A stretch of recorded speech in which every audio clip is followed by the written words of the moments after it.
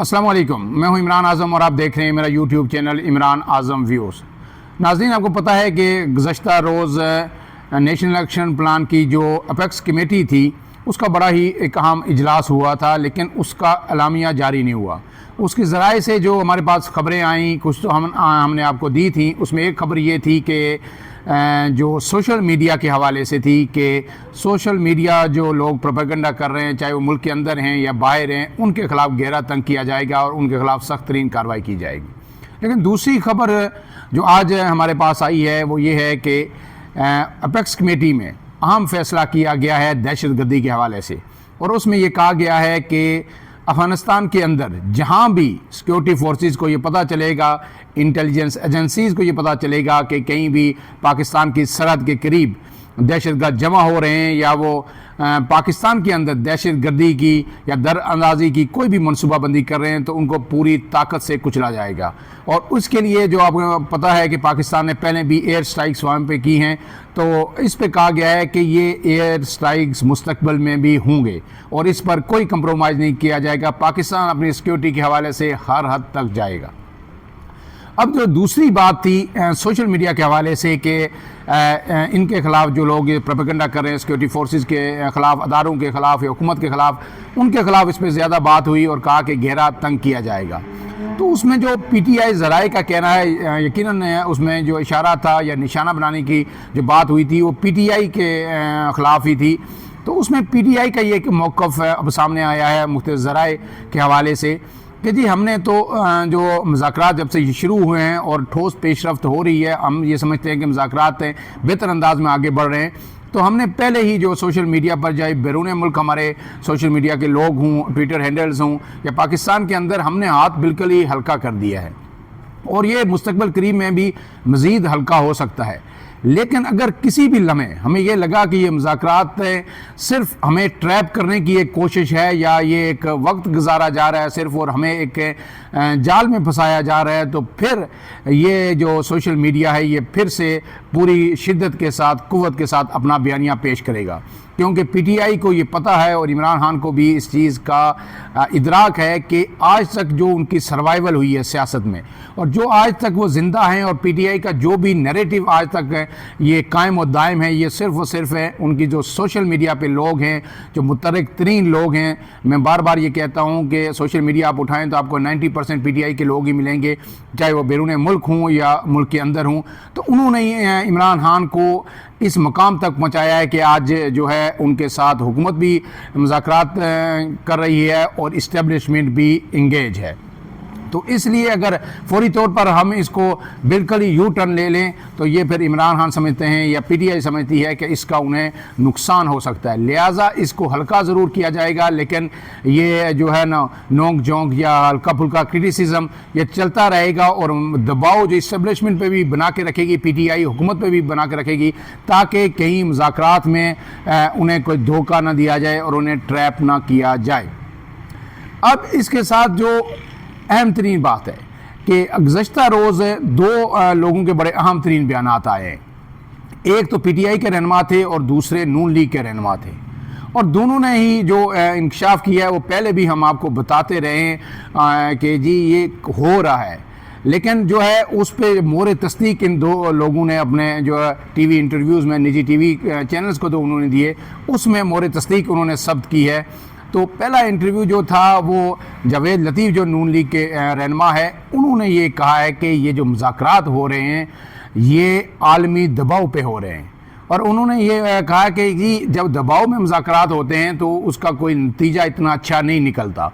लेकिन उन्होंने ये एतराफ़ ज़रूर किया है कि उन्होंने कहा है कि आलमी क़ुव्वतों के दबाव पर ये मुज़ाकरात हो रहे हैं, यानी आलमी क़ुव्वतों में सबसे सरफ़हरिस्त तो इस वक्त अमेरिका है, और हमने आपको बार बार बताया था जिस तरह के ट्वीट्स अमेरिका की तरफ से आए थे और जो कुछ पस पर्दा हो रहा था मुख्तलिफ दिगर ममालिक की जानिब से भी कि इमरान खान से मुज़ाकरात किए जाएँ, वही आज जावेद लतीफ़ जो नून लीग के रहनुमा हैं उन्होंने इस पर मोहर तस्दीक सब्त की है। और उन्होंने साथ ये भी कहा है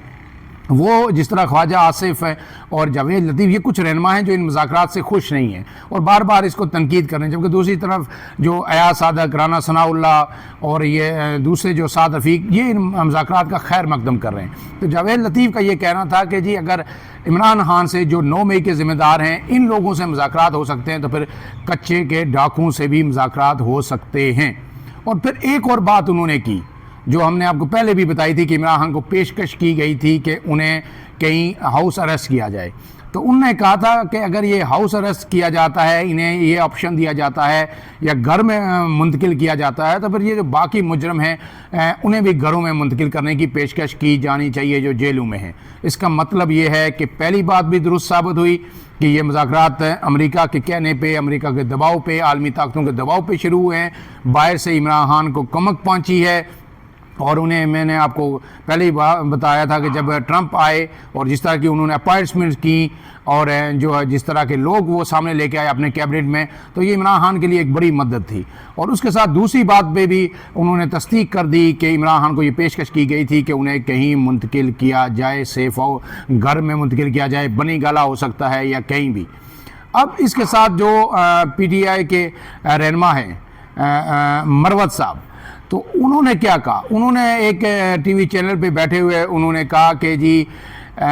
इमरान खान को ये कहा गया था, ये यकीन दहानी कराई गई थी कि आपको 20 दिसंबर जो है 2024 उस तक आप भी रिहा हो जाएंगे और आपके जो लोग हैं जितने भी जेलों के अंदर कैद हैं वो सब भी रिहा हो जाएंगे। ये शेर अफजल मरवत ने एक TV इंटरव्यू में कहा है। और उन्होंने ये भी कहा है कि इमरान खान से कई बार बराह रास्त रब्ता किया गया है और ये सिर्फ उसमें मोहसिन नकवी वज़ीर दाखिला शामिल नहीं थे, उसमें जो इंटेलिजेंस हुकाम है या अस्करी अदारों के लोग हैं या इस्टबलिशमेंट के लोग हैं, उन्होंने कहा कि वो भी उसमें शामिल थे। और इमरान खान को एक मौका पर यह भी ऑफ़र की गई कि उन्हें नथिया गली मुंतकिल कर दिया जाएगा और उन्हें पेशकश की गई और नथिया गली में जो गवर्नर हाउस है उसकी सफाई भी करवा दी गई थी, लेकिन इमरान खान ने इस पेशकश को मुस्तरद कर दिया। गोया हर तरफ से PTI भी इन पेशकश जो हो रही है इनकी तस्दीक कर रही है, नून लीग भी इसकी तस्दीक कर रही है। और मुज़ाकरात के बारे में जो हम कह रहे थे कि मुज़ाकरात अब काफ़ी हद तक आगे पहुंच चुके हैं, जो मुज़ाकराती कमेटियां हैं हुकूमत और PTI की, उनके तो अभी 2 ही इजलास हुए, लेकिन जहां पे असल मुज़ाकरात हो रहे हैं वहां बात काफ़ी आगे तक पहुंच चुकी है। अगर 100% के करीब नहीं है तो 50 से अबव 60% तक ज़रूर पहुंच चुकी है। चीज़ें एक फ़ैसला कुन अंदाज में आगे बढ़ रही हैं। अब जब ये सब मुज़ाकरात हो रहे हैं तो तवक्को ये है कि बहुत जल्द ब्रेक थ्रू होगा। और मैंने आपको बताया था कि ये जो कमेटीज़ पार्लियामेंट के अंदर बैठती हैं इन्होंने सिर्फ फ़ैसले सुनाने हैं, जो इनको कहा जाएगा, जो मुज़ाकरात में जो चीज़ें तय होंगी ये इन्होंने वहाँ पे सुनाने हैं। इसीलिए इन्होंने बड़ा वास्ट एजेंडा रखा हुआ है कि मैशियत पे भी हम बात कर रहे हैं, हम सिक्योरिटी पे भी बात कर रहे हैं, हम सब पाकिस्तानी हैं, मिल के चलेंगे। लेकिन असल बात इमरान खान की रिहाई और जो कैदी हैं PTI के जो रहनुमा है उनकी रिहाई है। और केसेस का इमरान खान ने बारहा ये कहा है इस्टेब्लिशमेंट को कि आप अदालतों से अपना दबाव हटा दें और मैं ड्यू प्रोसेस फॉलो करते हुए मैं सबसे आखिर में जो बाकी जो केसेस आपने नए बनाए हैं, 8 केसेस जो बड़े थे उनमें तो उनकी ज़मानतें हो चुकी हैं, तो बाकी जो थाना न्यू टाउन के केसेस हैं या तोशाखाना 2 में भी उनको सज़ा हो सकती है, या 190 मिलियन पाउंड का जो केस है 6 तारीख जनवरी को, उसमें भी सज़ा हो सकती है। वो कहते हैं उन सब में मैं ज़मानत लेके बाहर आऊँगा, सिर्फ अपना आप इन्फ्लुएंस अदालतों से निकालते। इमरान खान का ये मुतालबा है। अब इस सब में एक और बड़ी दिलचस्प सूरत हाल है कि आपको पता है कि जनरल फैज़ हमीद का भी ट्रायल हो रहा है, उनका कोर्ट मार्शल का ट्रायल अब नेक्स्ट फेज़ में दाखिल हो चुका है। लेकिन अगर इमरान खान के साथ कोई अंडरस्टैंडिंग हो जाती है, इमरान खान हर चीज़ से बरी हो जाते हैं, 9 मई भी कैसे भी पीछे हट जाती है इस्टेब्लिशमेंट हुकूमत, तो फिर जनरल फैज़ अमीन पे कोई बड़ा एलिगेशन रह नहीं जाएगा। एक एलिगेशन यही है जो एक हाउसिंग सोसाइटी से मुतल्लक है, तो वो रह जाएगा। तो ऐसे में जो हमारे ज़राए बता रहे हैं कि शायद इस केस का फिर फ़ायदा जनरल फैज़ हमीद को भी होगा और उन पे भी हाथ हल्का हो जाएगा, क्योंकि इसमें जो